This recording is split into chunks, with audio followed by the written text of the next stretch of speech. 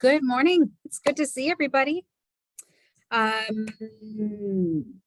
Let's start with some intros. I love that I get to know just about everybody in the room, and then I feel badly if everybody else doesn't get that benefit as well. So why don't you say who you are and where you work and something that you're hoping to get out of our conversation today. So I'm going to start.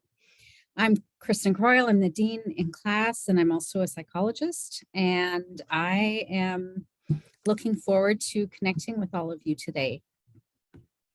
And let's go with Preeti, Julia, and Melissa next. Okay. Hi, everybody. Preeti Tripathi. I'm in mathematics here. And what am I hoping to get? So I have read some of the chapters of the book that you sent us, Kristen. Thank you for doing that. And of course, I think we all took the test, etc. So I'm kind of intrigued. I want to know more. And also, I will most probably be becoming chair of the math department. So I feel like I am looking to see how, one can not just motivate yourself, but also other people towards a common goal. So I'm hoping to learn more about that. Thank you. All right, I'm Julia Kepi. I'm in the chemistry department. I have been chair for one semester now.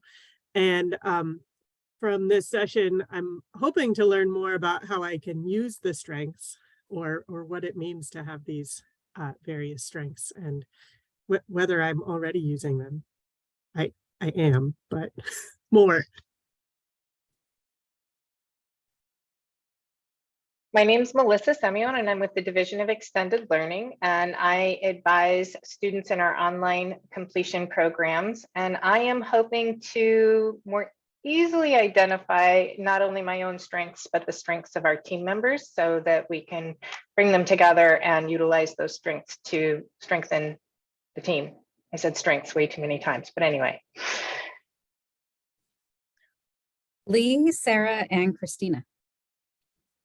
Hi, everybody. I'm Lee Wilson. I'm chair of English and Creative Writing, but I wish I'd had this particular thing 3 years ago when I first started. I started being chair in January of 2020, right before shit hit the fan. And I think I would have really liked to know what I had to work with. But one of the things that I have found interesting is that I'm going to retire in August 2024, and I really would like to do something different, like very different. I worked with some of Schema's board of directors who are in media businesses, and they were just so interesting. So I think I find this interesting in terms of parlaying with the skill set somewhere else. Mm. Hi, I'm Sarah Wiseman. I'm the Penfield Library Director, and I'm interested in this session. I did the Strengths Quest. I took the assessment let's say 15 years ago now, which was a while.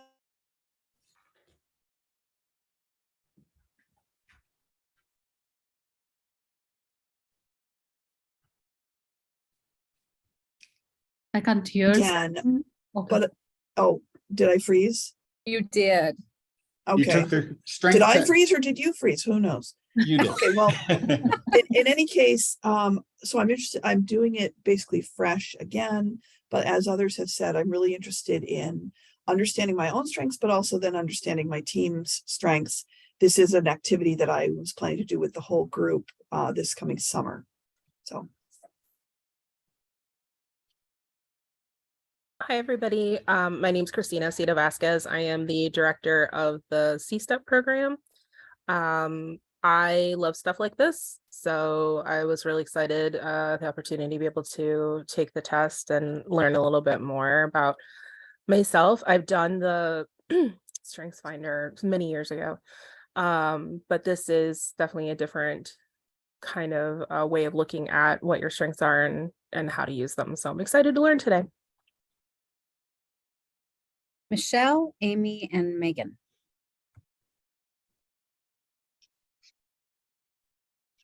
Hi, well, I'm Michelle May, and I work for the Vice President for Academic Support, and I'm in the Compass. And I took this, like Sarah, many, many years ago, and I did it again using a different email, thinking, okay, I've had a lot of crap happen over the last God knows how many years. I bet you there's going to be a lot of difference now. Nope. Same exact 5 in the same exact order. So I am looking to develop I'm real strong with my top 2, real strong, to the point where the Kristen, the session that you and Kendra hosted the other day with how to say no is will probably, I'm trying to look to tie those 2 together, but also how to develop the other strengths that I have and use them more fully, because I think I rely most on those first 2.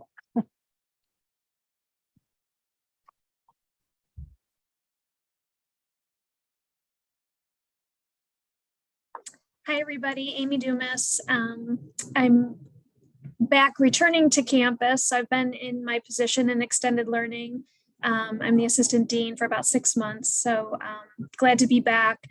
Really wanted to meet some more folks. So I'm so glad to see some names and faces together here on this, and always interested in learning more about myself and how I can be better and do better and help others. So this was just absolutely right up my alley. So glad to meet you all. Hi, everyone. My name is Megan Croft. I work in the Office of International Education. I'm the Senior Operations Administrator. I've been in the office now for about 6 years, but recently just stepped into this position last summer with a bit more responsibility. So I'm interested to see how my strengths inform my work, but also how they inform like my personal life as well. So I'm excited to be here. Grace, Lisa, and Kathy. Good morning, everybody. Happy Tuesday. I am Grace Maxon Clark, and I work for the EOP program here. It's nice to meet all of you. Thank you for hosting. Hi, everyone. I'm Lisa Brancato. I'm in the Division of Extended Learning at the Syracuse campus. And I signed up for the session to kind of I love this stuff as well, and explore more about my own strengths, but also trying to learn how to identify other strengths when I'm working in a team. Interestingly, too, as I was reading the recommended readings yesterday, I started thinking about how I could apply some of this to interactions with students and identifying their strengths and helping them identify their strengths. It was interesting that they talked about not focusing on weaknesses and developing weaknesses, but capitalizing on strengths. So I took that away from the reading yesterday. So now I'm excited to learn more about that. So thank you. Hi, everyone. Kathy Evans. I'm Assistant Vice President for Academic Support. My strengths journey started about 15 years ago when I was working with undeclared students, and we were looking to try to find, tools and, tools in our toolkit for helping students to identify what paths to take, strong interest inventory, Myers-Briggs, those kind of things. We came across StrengthsQuest, and we adopted it within our work within Career Services and within the then Student Advisement Center. Some of you may remember that name. I went on with Christy Wynn to become a trained StrengthsQuest facilitator, and have run many workshops, and am recently partnering with Kristen in her work as she's delivering this information. But I continue to learn every single time I work in this area. I too just recently retook the assessment after 15 years. 4 of my 5 remain in my top 5. A new one has popped in, but those of us that have worked in this know that your top 10 are fairly fluid. So depending on what's happening in your life, sometimes they change ever so slightly. What I love about strengths work is not only what I learn about myself and how to be a better partner, friend, colleague, committee member, all of those things. I can be much better when I'm working from an area of strength. but what I learn about other people and how we can work together to be really, great. And so if we understand each other and we tap into each other's strengths, we can really achieve great excellence. So I love this work. Thank you. Morgan and Maggie, and then John. Good morning, everyone. I'm Morgan Bond. I'm the Resource Sharing Electronic Resources and Systems Librarian. This is my first time taking the test, so I learned some interesting things about myself. I really wanted to do this to learn more about myself and my strengths, and I've always considered myself kind of a jack of all trades, master of none, which after doing the reading, I realized isn't the best thing. So yeah, I'm looking forward to learning more. Hi, everyone. I'm Maggie Schmuel. I'm an assistant professor in the Criminal Justice Department and serving as the Associate Director of CELT alongside John. And I did not do the reading, so I'm a little bit behind on this, but I'm glad to be here and to learn more about the topic and meeting everyone in this capacity. So thank you.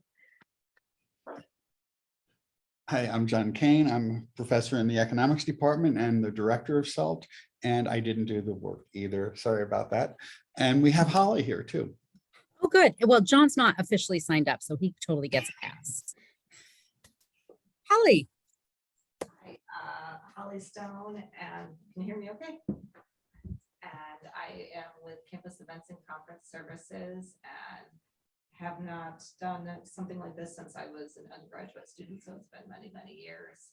I feel like sometimes in my position, I'm always in a reactive state, so to kind of step back and look at what the actual strengths are and kind of figure out how to utilize them is important to me. Great. Thank Wait, you. the mic is not on? Mhm. It is the, Is it me? that is the yellow one. Is that better now? Because I think Holly was maybe a little bit further away. So we couldn't hear a very. We could hear you, Holly. It's okay. It's just very, you're just kind of far away, you know. I think John's mic. It's fine. It's fine.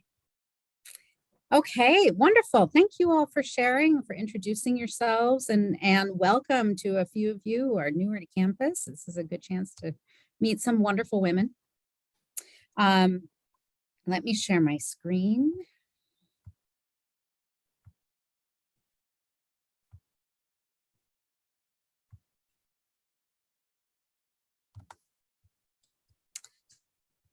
Okay, so when we're done today, part of you is going to be a little bit frustrated because you'll be like, I wanted to do more and go more into depth. But part of you is going to hopefully be interested in working more with your strengths and to exploring it more. And if we get to that point, then I'll be happy. I will figure that we have achieved our goals for the day. So we're going to be talking today about tapping into your leadership strengths and why focus on strengths, on leadership strengths in particular. Well, first, because all of us are leaders in any role that we have on campus or in our lives or in our community organizations that we work with our families. All of us serve in leadership roles. And our natural impulse in doing that is to build our areas of weakness. Because you're always conscious, super conscious. It's kind of right in your face. The things that you're not really thriving doing, that you're struggling with, are areas of weakness. But if we focus instead on maximizing our strengths, we are more successful, and it's a more enjoyable experience. We thrive more through focusing on our strengths. And being aware of the strengths that you can tap into makes us more effective in the work that we're doing. Much of the work that we are going to be talking about is based on Don Clifton's research. And Don Clifton was an educational psychologist whose interest was in what makes people successful in many aspects of their lives. And he started a survey organization, which eventually became the Gallup Survey Organization. If you hear about Gallup polls, that's from Don Clifton's original company. that has now grown to be a huge survey company. But the strengths work that he originally did in his research is what all of this is based on. And the assessment that you took, the strengths-based assessment, has been taken by over 26 million people now. And for those of you who are super into psychological assessment, and maybe in this group, that's just me, but I'll just mention it. There is a technical report available if you're interested in the psychometrics of that instrument. I think I gave the link for that in that original welcome email that I sent you. But if you're really, really into test, retest, and validity and reliability, it's all there. It's all there for that report. So let's think of a department chair or supervisor that you've worked with. What were some of the practices that that person had, or the strengths that they exhibited, that helped people to trust them? So this is someone that you think did at least a good enough job that the people that they worked with trusted them in their role.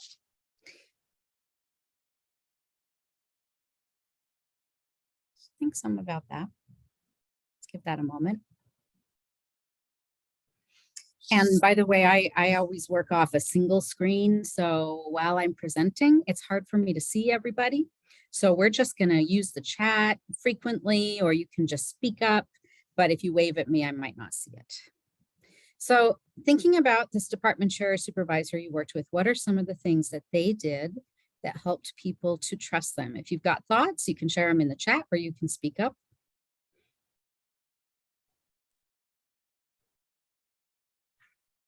Christina says transparency.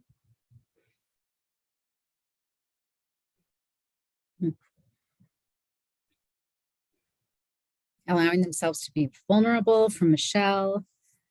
Taking time to get to know the team personally from Grace, being patient, integrity from Kathy.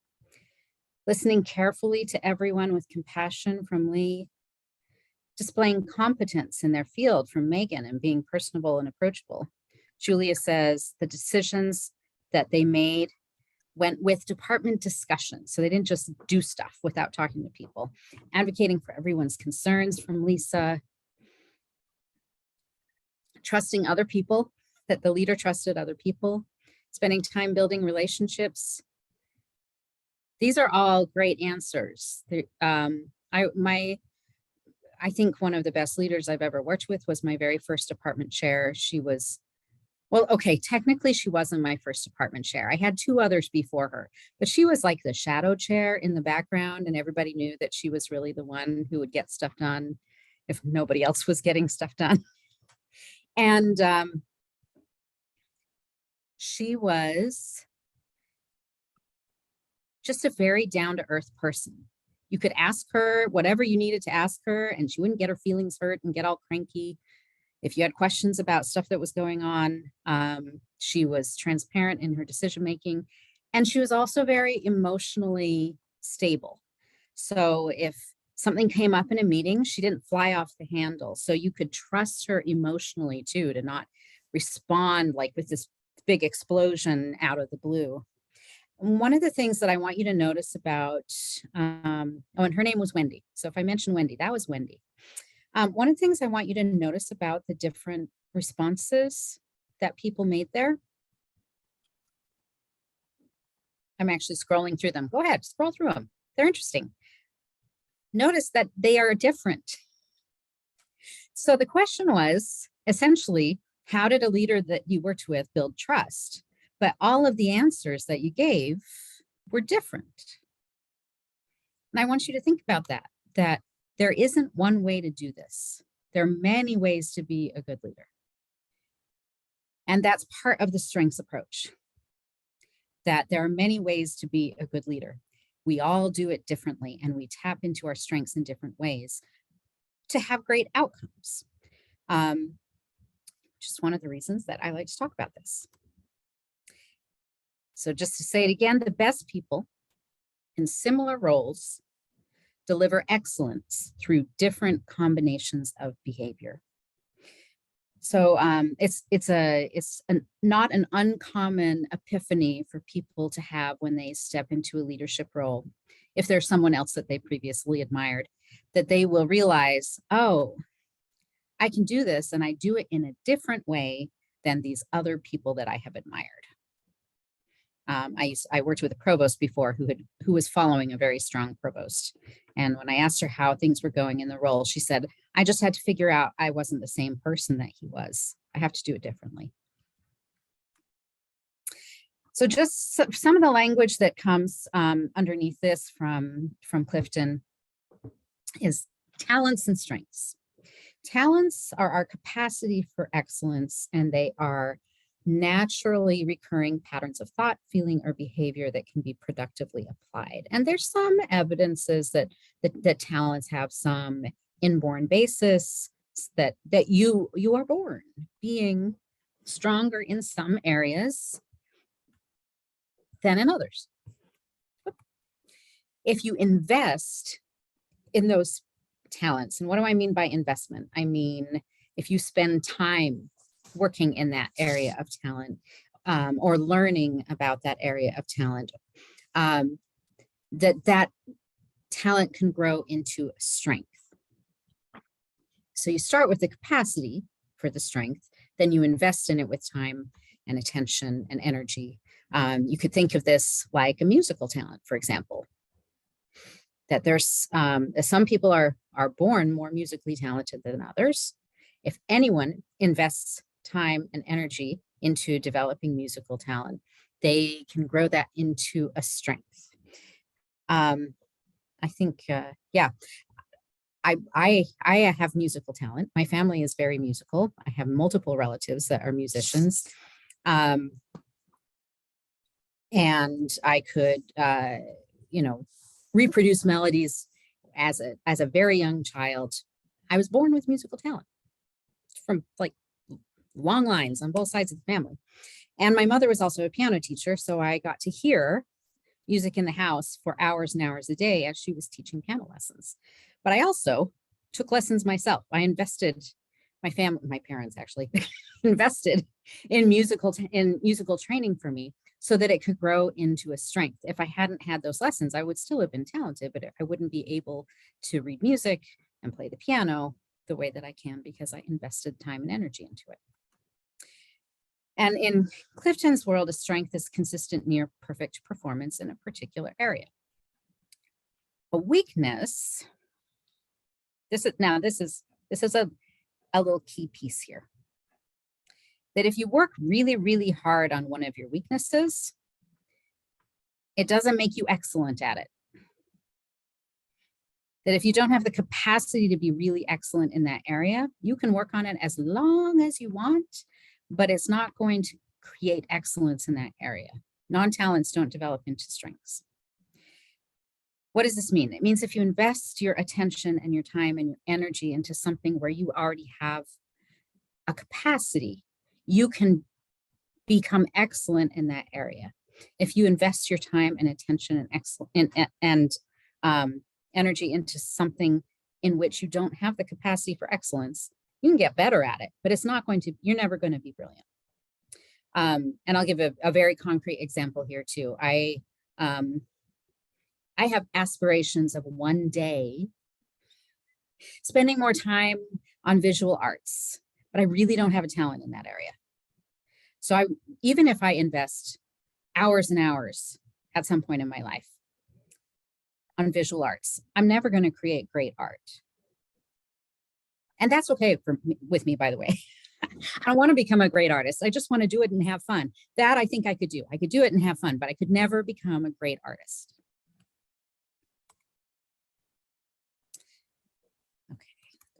Okay, so StrengthsFinder is the tool that you took.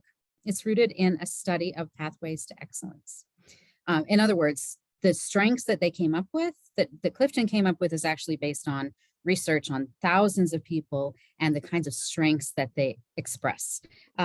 If you're familiar with Myers-Briggs, which is a typology, it's a different kind of thing. Typologies sort people into boxes where you land in a box, which means you're not in other boxes. This is not that kind of thing. You can have many strengths. Just because you have one doesn't mean you don't have another. That you can have many strengths. It's not a typology. And the 34 categories in the StrengthsFinder are considered talent themes, I know I just gave you a definition of talent versus strength. I just don't stick with those. So I'm just going to say strengths even when I mean talents. And I'll just apologize for that right now. I just am. So here are the 34 talent themes, and they're roughly grouped into these 4 categories: executing, influencing, relationship building, and strategic thinking. And let's look again. All of these are strengths, right? There isn't one on here that you wouldn't want to have. These are all good things. So if we were to look, for example, these are my top 5 talent, my top 5 strengths. They're talent themes because I haven't necessarily put a lot of time and attention into them, but for shorthand, I'm going to call them strengths. And by the way, I have also taken Strengths Finder several times. Usually I'll have a shift of one strength. But this, I think I last took it in 2017, and then I took it again in 2022. So that's 5-year range, during which we had COVID, and and I changed jobs. I had 3 of my top strengths changed, but they were probably already in my top 10. It's just a little shift. Like some things got promoted and some things dropped down a little bit. So these are my 5 top strengths. So quick quiz. I'm likely to see payoffs if I put a lot of effort into developing. Pick one.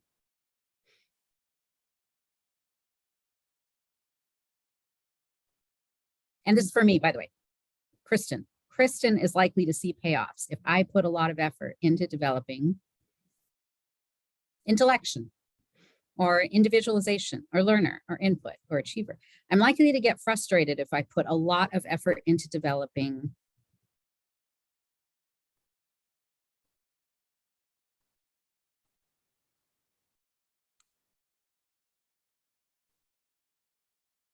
like woo, for example.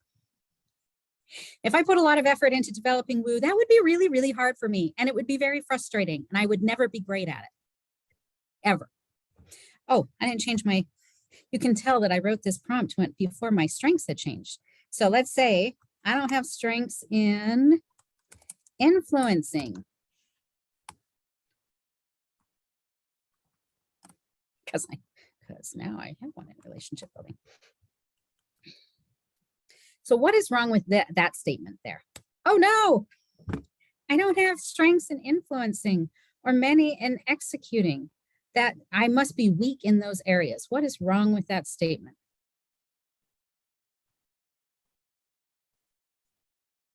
You're coming from a deficit model as opposed to a strengths model.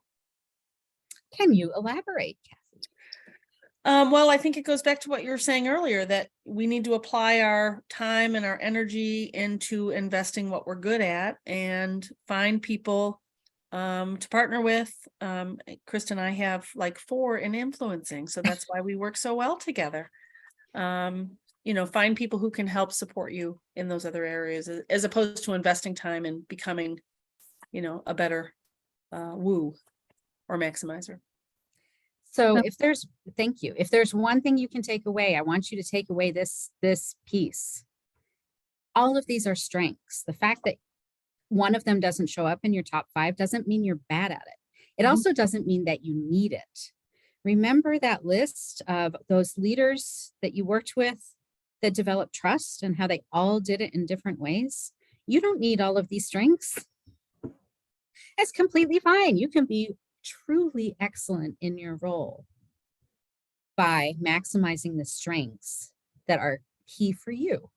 Don't worry about the ones that don't show up on your list. Seriously, don't give them a second thought, except to recognize when you have people that you work with who have those strengths, and to celebrate that you can work together from different aspects of strength.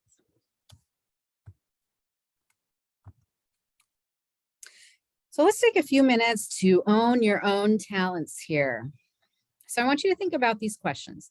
How well do you feel your signature themes describe the ways in which you most naturally think and feel and behave? So how well do you think that they describe you? Which ones do you used the most, and were you surprised by anything in the report? And I'm going to copy those prompts. I'm going to put them in the chat.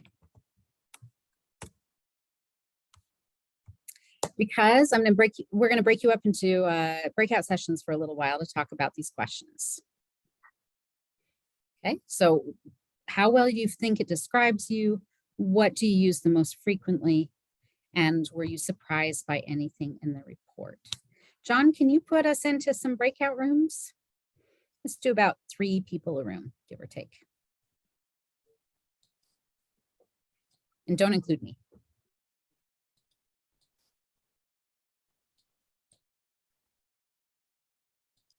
So we're going to spend about 5 minutes. I'm actually going to start my timer. Once we set you up.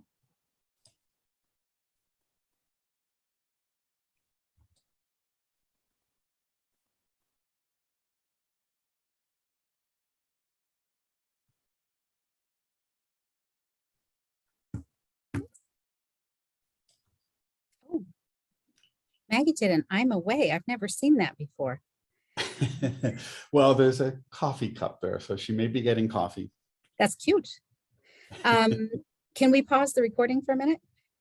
Yes, let's do that. Sorry. Talking. Oh, we paused the recording because Holly and I were talking. So that way she didn't have to have her comments be forever immortalized on YouTube. I appreciated the fact that we were separated out into groups with people who had strengths that were different than ours, to hear what their, takes were on their own strengths. I also thought the questions were good and, kind of had you reflect on the experience of doing this very quickly. In the 5 minutes that we had. Kathy, how long might you do something like that in a typical training? Oh, this session that we're doing right now would be at least an hour and a half, more likely 3 hours. Just this is the super speedy version. Yeah, we would really go into depth. So in my small group, I think a couple people were talking about Relator and not really and I wanted to just spend time. Let's explore Relator and what it is. And we just don't have time in this, but there, if you're uncomfortable or you don't understand them, Kristen and I can help you, process those a little bit more thoroughly. Sometimes it's hard I have one that I sit with that I still struggle with. And so sometimes you just have to keep kind of thinking about how it's a strength and how it applies, especially if you were told as a young child that it was not a good thing.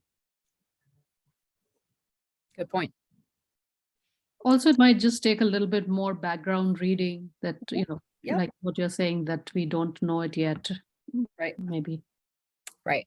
Now, sometimes when people take this assessment and they go look at their report, they don't notice that there's more than one report.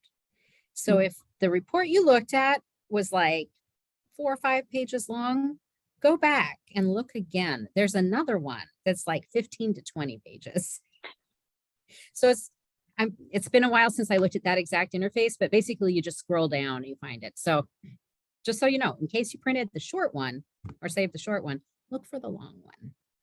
So let's talk just a little bit about applying your strengths to leadership. So in some of the research that the Gallup organization has done with employees, they did a massive study with, I think, around 10,000 people, looking at the characteristics that they want and need from leaders. And these are the 4 characteristics that came out.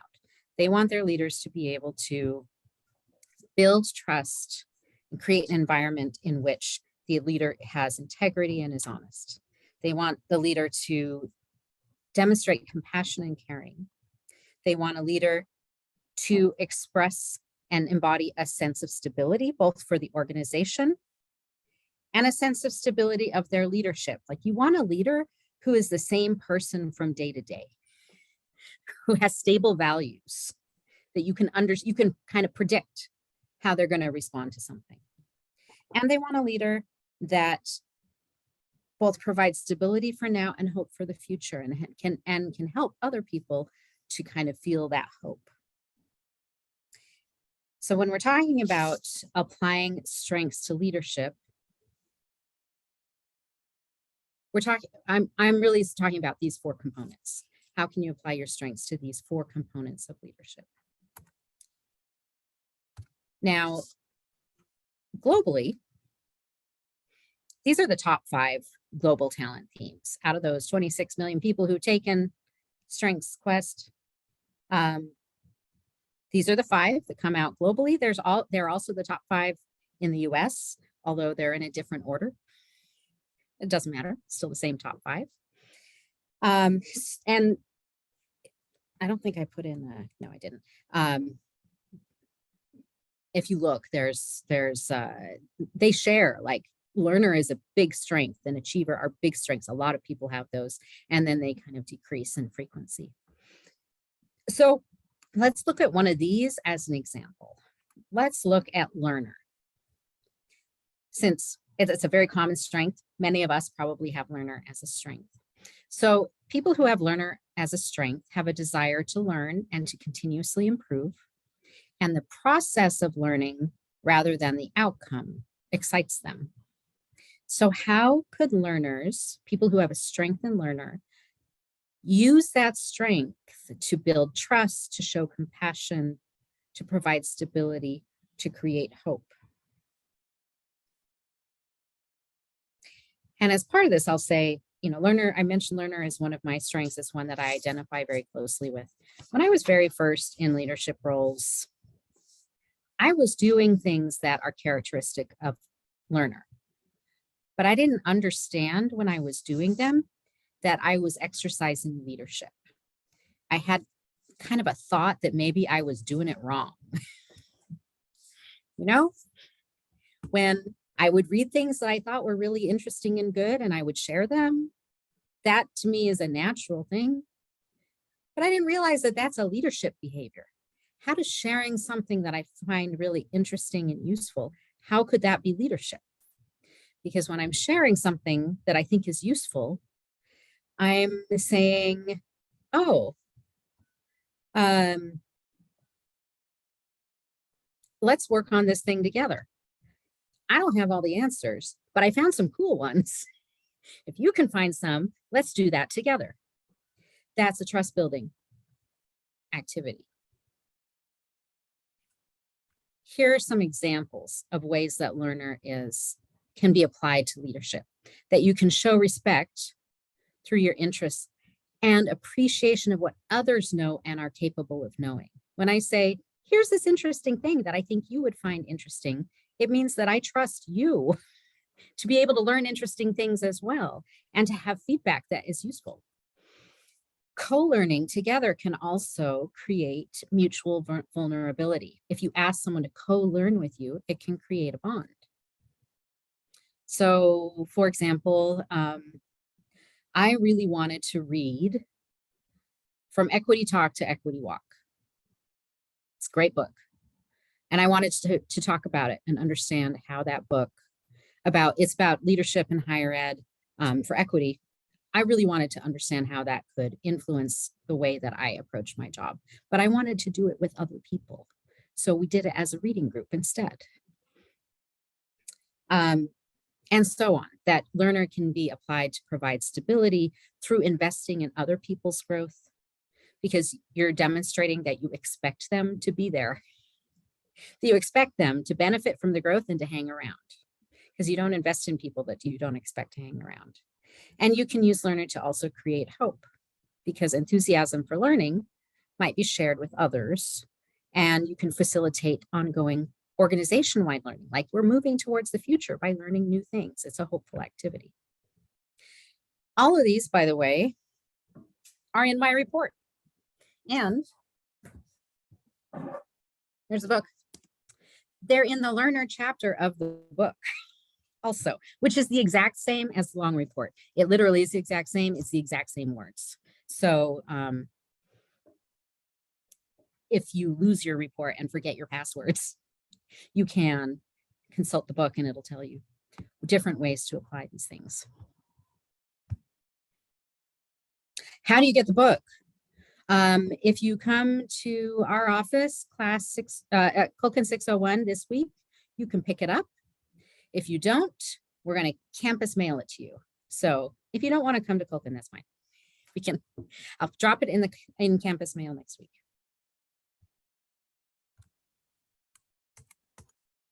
I'm noticing it's 10:48, so we're gonna wrap this up.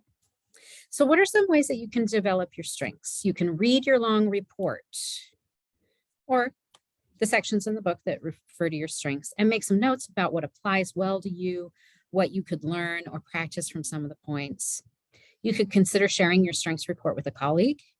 Some of my best conversations have been with colleagues that understand strengths, and I would suggest that people in this room, this virtual room here, would be a good possibility to talk with. What are their impressions? Were there any surprises or insights in talking with them?